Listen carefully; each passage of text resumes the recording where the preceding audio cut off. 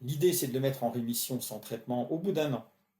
Donc, plus de douleur, plus d'inflammation biologique, et on se donne un an. Il faut quand même avertir le malade qu'on part, parce que le mot corticoïde va toujours avoir un effet sur le patient, et donc il faut le prévenir à l'avance, avec modération, bien sûr. C'est la corticothérapie, la dose, elle est bien établie, c'est 0,2 à 0,3 mg/kg selon le poids, donc on est entre 12 et 20 mg maximum de prednisone. Ça sert à rien de taper plus fort. Il ne faut pas donner du genre 60 mg de Solupred. Cette prescription n'est pas légitime. Donc on est à 15 mg. Moi j'aime bien 15 mg, 20 mg chez les gens qui ont un poids plus élevé.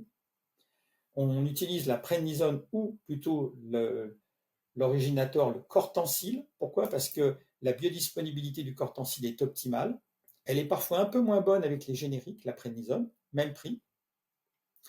Et la prednisolone, le fameux Solupred, c'est une mauvaise molécule. Je suis un peu violent parce que la biodisponibilité varie de 1 à 4. Alors quand vous donnez 20 mg de Solupred, il va y avoir un effet. Mais quand vous allez baisser, finalement, si vous avez un rapport de 1 à 4, quand vous êtes à 10, vous n'avez peut-être plus que 2 ou 3 mg en réalité absorbés. Et vous vous faites piéger. Donc, Cortencil plus que prednisone, prednisolone soluble, non. Pourquoi? Parce que le Cortencil, on a des dosages à 25 et 1, donc on peut ajuster finement, et on va justement, lors de la décroissance, ajuster au milligramme près. Donc on a la corticothérapie, on part à cette dose de 15 mg par exemple, on contrôle la CRP au bout de 15 jours, et en réalité le malade vous a déjà passé un coup de fil en disant c'est le miracle, ça m'avait donné 2 jours de traitement, j'ai plus mal. Ça c'est vraiment une clé du diagnostic aussi.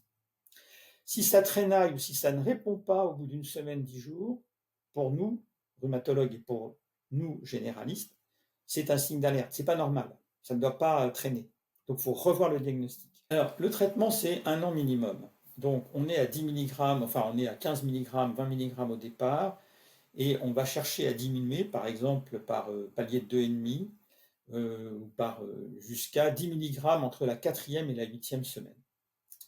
Donc, on passe de 15 à 10 en 2 mois. Après, ça c'est un élément clé, on va diminuer milligramme par palier d'un mois.